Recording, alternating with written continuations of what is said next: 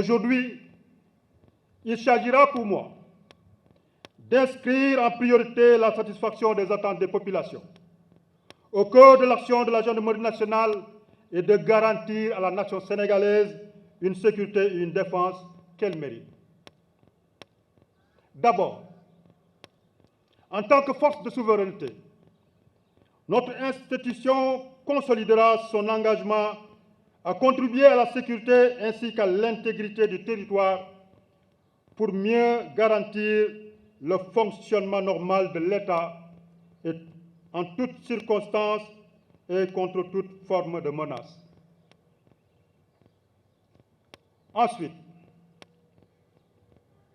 en tant que force de sécurité, nous mettrons tout en œuvre pour protéger les populations, préserver l'exercice des droits humains et des libertés fondamentales et participer à la sauvegarde de l'unité et de la cohésion nationale.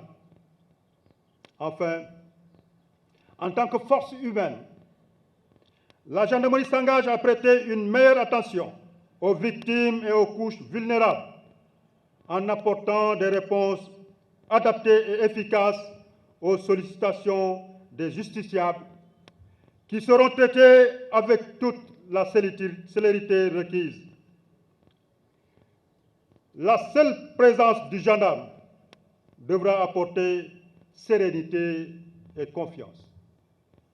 En conséquence, quel que soit le contexte opérationnel et les conditions d'intervention, le rôle de la gendarmerie en tant que force publique sera exercé avec discernement et professionnalisme, c'est-à-dire dans le strict respect des obligations déontologiques, permettant ainsi de préserver durablement une relation de confiance entre nos concitoyens et les forces de l'ordre. Je mettrai en place un code de déontologie pour encadrer l'action du gendarme dans l'exécution du service ainsi que ses rapports avec la population, en instaurant notamment une charte d'accueil dont je veillerai à l'application rigoureuse. Assurément, à l'ère de l'instantanéité et la démultiplication des sources de l'information, les institutions d'application de la loi sont appelées à améliorer nécessairement leur stratégie de communication. En effet, les médias et les relais communautaires constituent un vecteur puissant d'interaction avec les populations. Il est donc important que les populations sachent ce que fait la gendarmerie pour l'intérêt général dans le cadre d'une démarche citoyenne et responsable. C'est pourquoi j'apporterai de nouvelles orientations à la communication institutionnelle dans le cadre du raffermissement des relations avec le public. Une chaîne de télévision de la gendarmerie verra bientôt le jour pour approfondir l'interaction de la gendarmerie avec les populations. Par ailleurs, avec l'adoption du nouveau décret d'organisation 2024-824, la gendarmerie nationale s'est inscrite dans une dynamique de renforcement de l'expertise dans les différents domaines de l'exécution de son service. En effet, ce texte apporte de nombreuses innovations organisationnelles qui donnent une véritable identité aux grands commandements de service, dont les attributions en matière de gestion, de conception, de direction, de surveillance et de contrôle de l'exécution du service seront désormais renforcées.